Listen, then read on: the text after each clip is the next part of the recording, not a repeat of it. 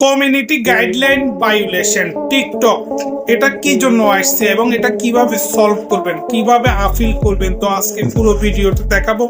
TikTok অ্যাকাউন্টের মধ্যে যে কোনো ভিডিওর মধ্যে যদি হঠাৎ করে কপিরাইট চলে আসে বা কিংবা কমিউনিটি গাইডলাইনের জন্য রিমুভ হয়ে যায়, তাহলে কিভাবে আপিল করবেন দেখুন ভিডিওটি। তো গাইস, আপনারা এখানে দেখতে পাচ্ছেন কমিউনিটি গাইডলাইন ভায়োলেশন। তো এটা আজকে 1 ঘন্টা আগে একটি লং ভিডিও আপলোড করেছিলাম টিকটকের মধ্যে। এখন এখানে এসে দেখি নোটিফিকেশন এসে গেছে। এখানে আমরা এখন নোটিফিকেশনটা দেখতে পাচ্ছেন অ্যাকাউন্ট আপডেট। তো এখানে হচ্ছে যে system notification your video posting 2/20/2026 has been remove for violation for community guideline. তো আমরা এখানে ক্লিক করব।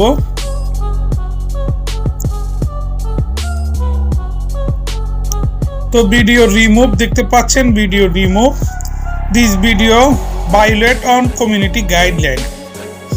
তো আমরা এখানে নেক্সটে ক্লিক করব।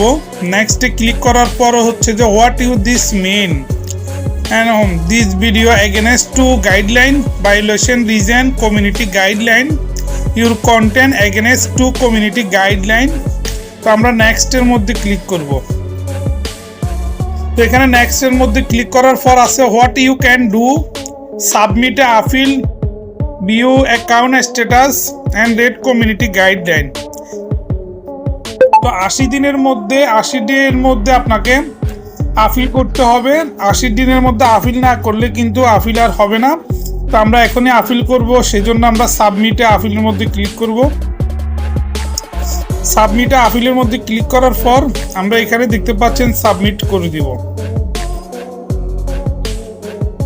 Appeal submitted. তো এখানে দেখতে পাচ্ছেন আপিল সাবমিটেড। তো এখানে দেখতে পাচ্ছেন আপিল ইন এ রিভিউ।